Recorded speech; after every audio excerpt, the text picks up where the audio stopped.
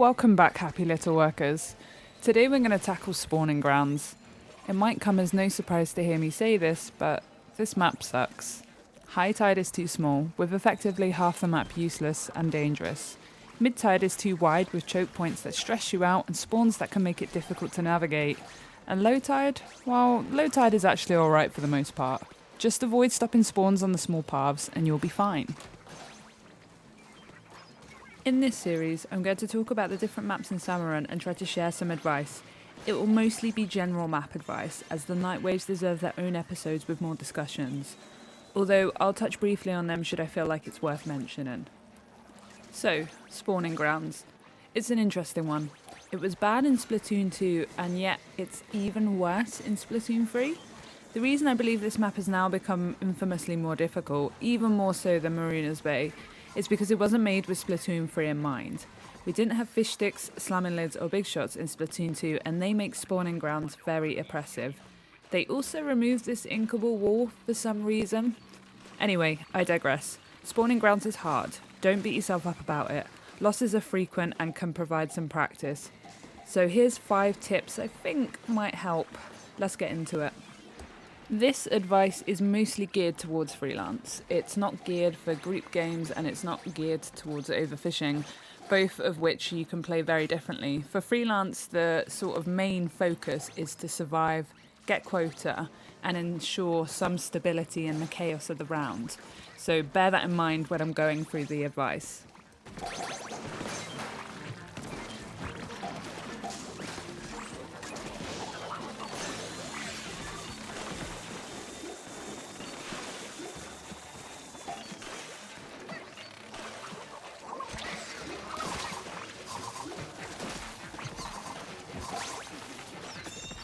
Number 1, paint the walls. At the start of every game, paint as many inkable walls as you can, even the ones you think you won't use. Spawning grounds is a map that you can use height to your advantage, for slaying and for escaping.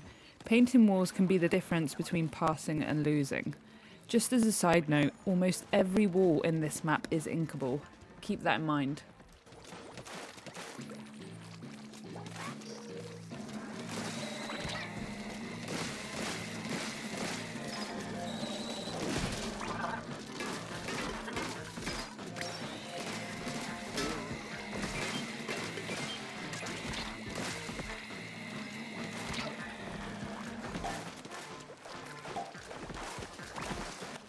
Number 2. On normal tide and low tide, don't stray too far from the basket and always return as quick as you can. Going for fast static spawns is needed, but the way this map is laid out means you'll run the risk of dying in a choke point or having several bosses converge on you quickly without much room to escape. You then create a build-up of bosses at the shore, and this can potentially be the start of a snowball your freelance teammates might not be able to handle. Kill the stingers and big shots, but don't camp the cannon if it's unsafe, and prioritise getting back to basket. Leaving behind eggs is okay. We're not overfishing in freelance.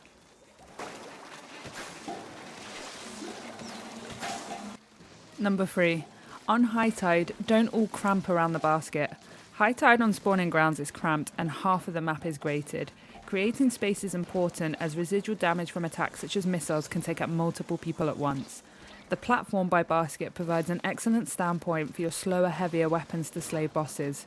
So keep it turfed, clear, and avoid cramping up. It's always worth mentioning to always be moving. Staying idle is a death sentence. You'll either run out of ink or get overrun very quickly.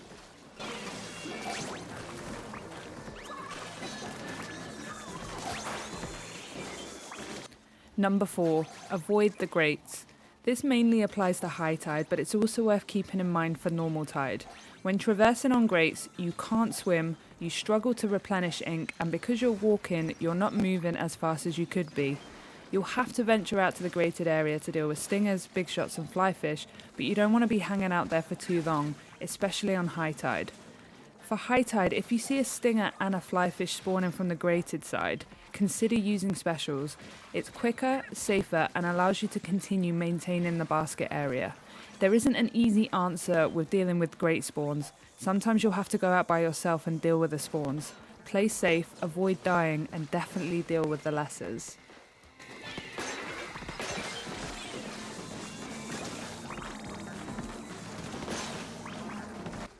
Number 5. Low tide is relatively safe as it's got 3 clear spawn points, good turfing and mobility, and a wide view of where the spawns are coming from.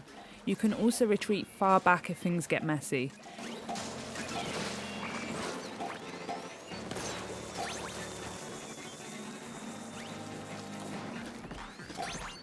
My biggest piece of advice for low tide is 2 things: to not overextend and to not overlure. Eels at basket are dangerous, as are multiple steelheads. The same goes for fish sticks and salmon lids. Try to keep control of the area around you and make sure you don't lose too much ground. Secondly, don't camp far spawns as you're far away from basket and risk dying and interrupting the flow of the spawns. The small pathways can lead you to falling in the water. Take care of the statics and aim to get yourself back to basket. I'm going to end this video with a full freelance game, so rather than me just telling you what you should do, you can see how I incorporate all of those 5 bits of advice into my freelance games.